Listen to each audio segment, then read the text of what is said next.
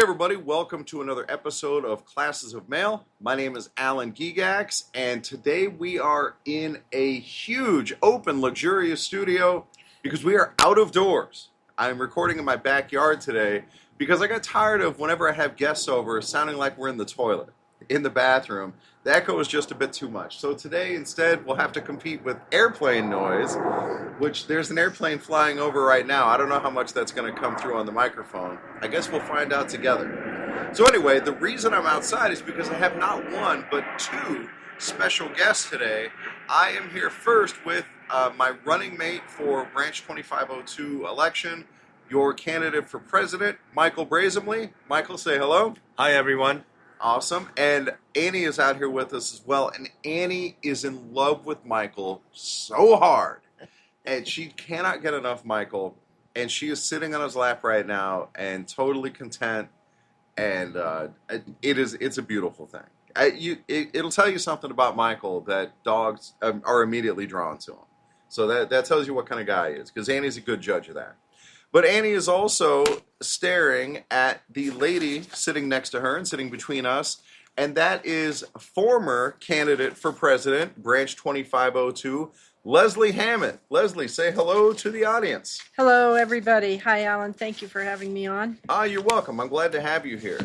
So, yeah, as I mentioned, Leslie has run for president of Branch 2502. It was 2 elections ago in our 2018 election. And she ran against then longtime incumbent Glenn Norton, who has since passed. And it was a really close election. So, Leslie, tell us a little bit about how that election went, how the voting went, and, just roughly the story. It was one of the things that letter carriers have the right to do, and that is to ask questions of their leadership. And if they think they have a better solution or another way of doing things, they have the right to run and put those ideas in motion. And our team that we had put together at that time was extraordinary. A couple of them did get elected. And we felt that we had some really good ideas that we wanted to incorporate within our branch to make it better, stronger, better fighting branch. And sadly, we didn't get it, but we respect the will of the carriers, and so it went. Yeah, so that's one of the things that's drawn us to Leslie is she is reform-minded. She sees some of the problems that are happening at the branch, and when she heard that Michael and I were running, she immediately offered her support, and it has been invaluable because it's not just nice to have somebody else who's going to vote for us. It's the insight that Leslie has into the way the branch is running. So back in 2018, when you ran, what were some of the things that you were looking to change back then that still need changing now? One of the things is the support for the shop stewards, that the shop stewards all together need to be supported with all of their issues. The management of the Las Vegas installation needs to know if they're going to mess with a shop steward that the union is going to come down hard on them. Mm-hmm. And that's something, that was the way that I was trained. I was trained in Texas, Region 10.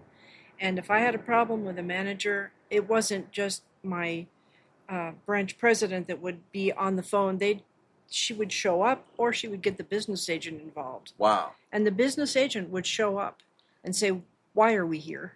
That is amazing. That is amazing. That is a big difference because it's something that you hear from stewards in our branch that they feel unsupported by the hall. Right. And the first thing that you mentioned was training, and oh my God, there is no training. We have our steward meeting once a month for whoever can get there, and it lasts about an hour or an hour and a half, and that's it. That is the entirety of the training. When I became a steward about a year ago, I was handed a copy of the JCAM, and they said, here, read this. And that was the training. And that is not satisfactory. So yeah, you ran on that 6 years ago, and that still has not changed. Right. And if we want it to change, we can't leave the incumbents in there. Because clearly, they have no interest. If they wanted it to change, they'd have done it by now. So what were some of the other issues that you ran on? Oh, we wanted the branch more inclusive, where the membership wanted to become involved, showing up at the meetings. Mm-hmm. We wanted it to be carrier friendly, It wasn't an exclusive club, just a few people that were at the Union Hall and their friends. Mm-hmm. It was something where we wanted everybody. We wanted everyone involved, whether they did the most they could do or the least they could do, either politically. Everybody on my team had a different idea for what they wanted to accomplish, whether it be a picnic for everybody, like you guys just had the picnic, which was a great idea during election. Let's do that. Right. You know, that's a great idea. Yeah, and it doesn't have to be limited to campaigning. A picnic is so easy to pull off for the branch, and especially if you do it potluck style, and the people who attend like that too, because it's not just, you know, whatever cheap place that we can get like pasta and chicken from. It's actually good stuff that people make. Well, we have extraordinary cooks in our branch. We published 2 cookbooks. No way, really? Oh yeah, the branch has 2 cookbooks. Oh, that's cool. Yeah, it's from years ago, but they're really something. They're really good. Wow. Yeah, dude, that's great. So yeah, these kind of things that build solidarity are important to the branch, and they're not being done now.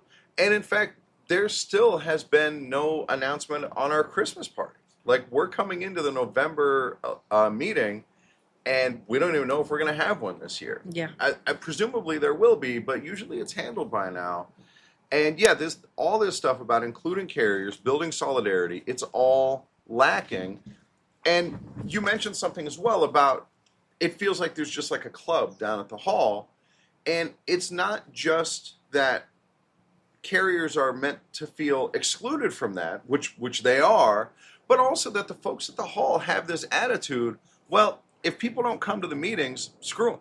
They just get what they get, and they don't deserve to be like full members of the branch.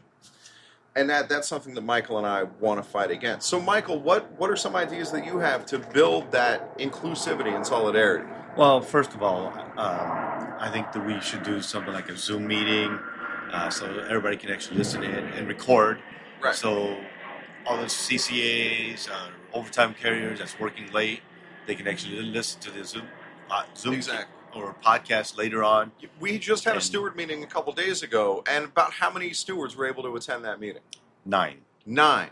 Right. Out of 40 or maybe more that we have across the valley. Because like me, I was working until 9:30 at night. And so I can't go to the steward meeting. So what does that mean for the training that takes place during that meeting? The rest of us just don't get it. Nope. So yeah, continue on about the technological solutions there are to these problems. Yeah, so everybody's got a cell phone now. Right. And everybody has access to YouTube, podcasts, Spotify. Mm-hmm. And then Apple has the what? Apple Podcasts. Apple Podcasts. Right. Yeah. So there's video, audio, there's Zoom, there's all these so different that we ways. have so many things, especially on the phone, that people have access to. Mm-hmm. Okay. And it's not something where it's not a video thing. Everybody can just put on maybe a Bluetooth and listen in. Right. Yeah. Whatever it is. And there are branches out there. There's a bunch of branches that are already doing this to serve their members. Yeah. And then the Metris, our new vehicle, the Mercedes-Benz Metris, there's actually a connector for your cell phone, so you can listen it through your audio in the vehicle. Right. Yep. That's exactly right. You know. Yep. And at the national level, even they're discussing doing training videos and doing more electronic stuff to get carriers trained up. At the national convention, when we went to that, there was a class that was called Training Opportunities for Stewards, and I went to that class hoping like, oh, cool, I'm going to learn about all these other resources, but that wasn't what the class was at all. It was all, hey, in the future, we're hoping to have videos that you can watch in addition to all this other stuff. Yeah, because you make the effort of putting on a training class, and that effort's already done. And so if you just record it, now anybody who wants that class can get it. And yeah, there's no reason to be exclusive in our training. So exactly as you were saying, Leslie, that problem dates back as far as I can remember in the union. I tried to become a steward once like 15 years ago, and I felt like I was just thrown to the wolves. That I had no training, no support, I had no idea what I was doing. And I thought to myself, well, it must just be because I came in midterm, and I volunteered. But that's not the case, is it? No. And that was one of the things that we had run on, is that the stewards need to be given every opportunity to train. We have regional trainings. The California State Association, when they have their their meeting. They put on considerable training classes. We've had the state convention, but only people who make it to a certain number of meetings qualify to that, or if it's the state convention, only a select few are allowed to go. And Formal A training, it's only those who are selected as opposed to those who want to go. Right. All of the, and another thing that we had an issue with is the union hall is doing grievances, and yes, they say they've won lots of money, and they have, but we're paying for that, and all of the grievances, our union dues pay for our officers. Oh yeah, of course. We have full-time officers. Right. Yeah. When you're doing grievances, it should be on the post office's time, which means that the stewards should be trained enough to be doing the grievances at informal and Formal A. Right. Yeah, that's a fantastic point. And it's strange to me to use Formal A training to put a barrier in front of Formal A training. And that you just said that like only a select few get the Formal A training. Right. What's the downside to giving that training to as many stewards as possible? Right. Yep. Yeah, you're exactly right. And then having more Formal A's, you make a great point that if there's a Formal A at the station, they handle it on the clock. Right. And if there are more Formal A's, if there are more people putting in that effort, then that frees up branch officers to do the executive work that they're supposed to be doing. And the training. That's exactly right. Yeah, go ahead, Michael. Just like the contract says, we're supposed to settle at the lowest level. Right? So that means the stewards are supposed to settle it with the supervisors. Okay? So when it goes to Formal A, because you can't come to an agreement with the supervisor, you're supposed to be able to go to a station match to settle as a Formal A. Right. Okay? But we have it set up so much that we have Formal A's down at the hall that, I mean, at least the Formal A's are getting paid as stewards and while they're down there, and not, our union is not paying for it. But a lot of that should have been taken care of at the station. Okay?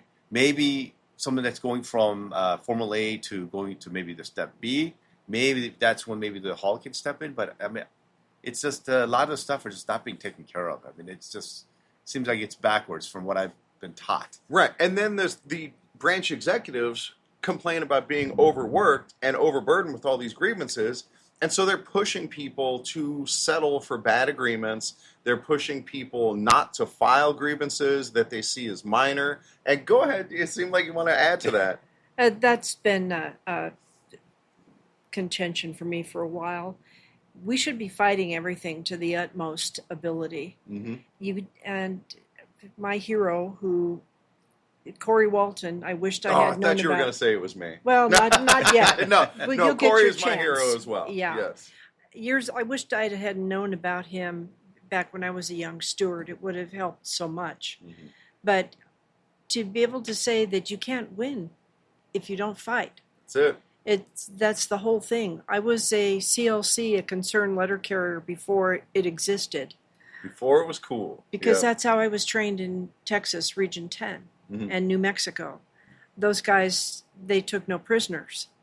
And I was being trained as an arbitration advocate before my husband's job caused us to transfer to Las Vegas.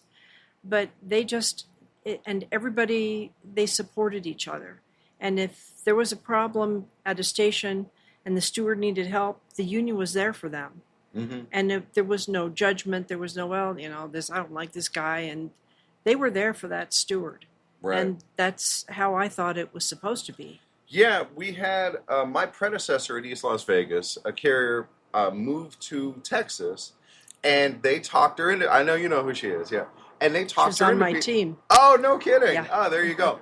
So they talked her into being a steward there, and then the next time I talked to her, she's like, "You wouldn't believe the way this branch operates. Like, they gave me a computer. They've got all these resources, and they have my back. And like, oh, that sounds amazing." Right.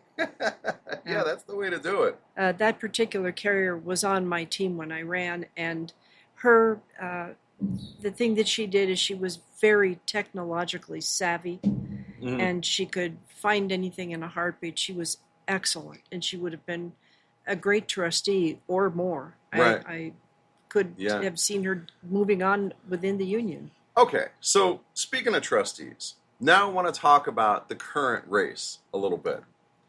So we have 3 tickets running. Michael and I, along with Jonathan Munoz, are running, our ticket. And then there is the Long team, which is the current executive vice president, Ladina Long, and she's running her own ticket, stepping away from our existing president to have her own ticket and people under her. And then there's the establishment ticket, the Peterman ticket, which is the guy who is currently our president, and that's essentially who we're all running against, including his own current executive vice president. So on the Peterman ticket, they also have a full slate of trustees.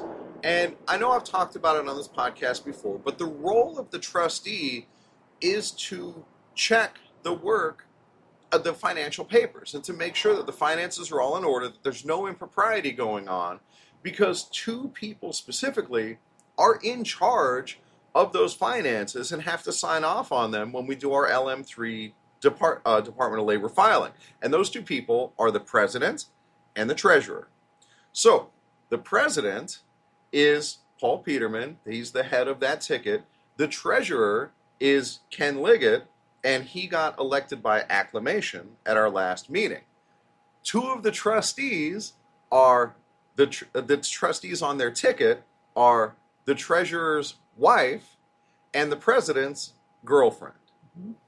Now, that seems incestuous to me. It seems like, how do you get accountability like that? You know what I mean? Well, that's why it's a good thing. I'm very encouraged that there are multiple people running for this election. Yeah, I think there's 11, yeah. But not just for trustee, but also for the various positions. Other people have ideas, and it's time they come forward and run. Absolutely. And it's time that the branch as a whole gets to hear from other people other than the teams. Right. When you don't have to elect a team. You can elect the individuals based on the ideas and the contributions they have and will bring to the branch. Right. Go ahead, Mike. And that is the main reason why the team that I chose with me, Jonathan, and Alan, it's just the 3 of us, is because we wanted other people to come up to give us more ideas, keep us accountable, to make sure that we're going to do the right thing. And I felt like that we needed more of different opinions to help us out for the whole branch, because current establishment that's there, they've held the same idea for so long, and it seems like it just has gotten worse and worse. Our environment in the post office in Las Vegas has gotten worse. Our safety has gotten worse. The people's believing in our branch has gotten worse, and so it has steadily gotten worse. And then our current president, his majority of the people that's running with him are people who's been with the same establishment for years. Yeah, his ticket is essentially it's mostly retirees or people who are at the ends of their career, the people who aren't really in touch with the struggle of the rank and file carrier. And this is one of the problems that we have. We had a vote at our last regular branch meeting about doing an informational picket. And, in favor of a fair contract that was organized by Mike Cariff and happened nationwide. So we did this picket, but we had to vote on whether we wanted to do that at the branch. And it was Brian Riggs who... Yeah, Brian, credit to Brian Riggs. Well done, Brian. And so he puts this together, and there's debate back and forth, and then there's a vote, and the people who voted against it are the people who are running on this establishment ticket. And that's not the voice of the branch, and that's not the way our branch wants to go. These are also the same people who voted against reform and against accountability at the national convention. And this needs to change. We need to have a vital and strong union. And if I remember correctly, Alan, you read in the bylaws that we can approximately have 80 to 100 people go to the national convention. Right. How exciting would that be if we can get 80 to 100 people? That would be amazing. Convention? Yeah. The talk about going to the conventions, people just focus on the paid delegates. And there is only a certain number of paid delegates where the branch pays for you to go. But And you have to jump through those hoops. You have to attend a certain number of meetings in order to be a paid delegate. But to be an unpaid delegate and just represent the branch, there's no requirement. You just have to be a member in good standing or a regular member or whatever it is. And yeah, at the national convention, we could have like 80 people go to that convention. And I think we could pull it off because it's in Los Angeles. And so it's easy enough to just drive there. Like for what we paid for one plane ticket to Boston, we could fill up 5 cars with gas and get 20 people there for the same price that we got one person to Boston. I wonder how much it would cost to rent to get a bus. Well, I happen to have, from my experience with the hiking group, I got connections on buses. And yeah, they're pretty affordable.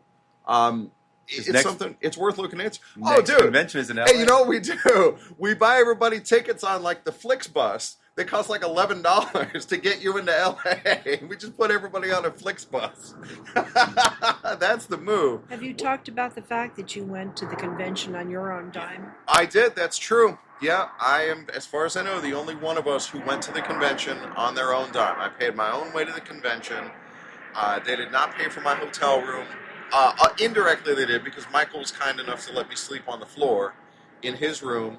But yeah, I did all of that on my own. That's a really good call. I did try to get 2 beds. But yeah, that's all right. And I tried to snuggle, but he wasn't up for it. Oh, thank goodness.